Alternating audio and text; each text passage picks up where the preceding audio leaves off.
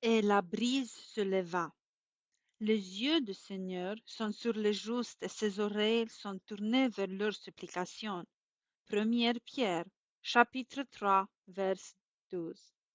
Quand Hudson Taylor se rendit pour la première fois en Chine, où il devait passer de très nombreuses années de sa vie et fonder la mission à l'intérieur de la Chine, le bateau à voile qui le transportait fut en grand danger d'échouer sur les rives d'une île peuplée de cannibales. Le vent était tombé et le navire dérivait de plus en plus vers le récif entourant l'île. Les passagers pouvaient apercevoir les indigènes toutes nus qui, par centaines, couraient et gesticulaient sur les rivages dans l'attente de l'inévitable naufrage. Hudson Taylor écrit dans son journal. Après un moment de silence, le capitaine qui se tenait près de moi sur le pont me dit: Nous avons fait tout ce que nous pouvions, il ne reste qu'à attendre les événements. Une pensée me vint. Non, il y a une chose que nous n'avons pas encore fait. Laquelle? Demanda-t-il.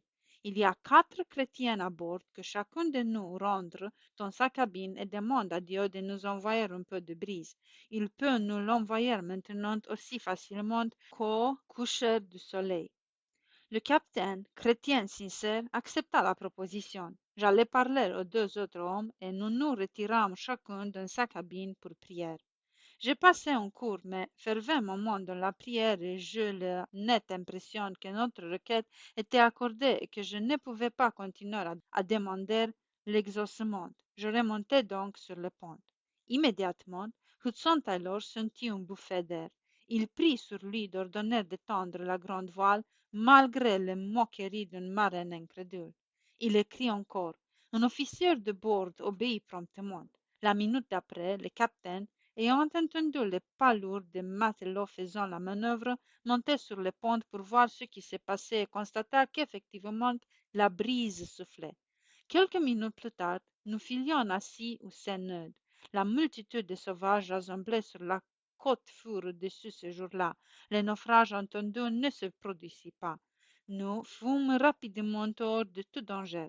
C'est ainsi, conclut-il, qu'avant mon arrivée en Chine, Dieu m'encouragea à lui présenter par la prière mes besoins les plus variés et à croire qu'il ferait honneur au nom du Seigneur Jésus et donnerait chaque fois le secours que demanderaient les circonstances. Une petite fille à qui on demandait: Est-ce que le Seigneur Jésus répond à tes prières? S'exclama avec un beau sourire: Oui, il répond toujours. Quelquefois il dit oui, quelquefois il dit non, quelquefois il dit attends un peu. Amen.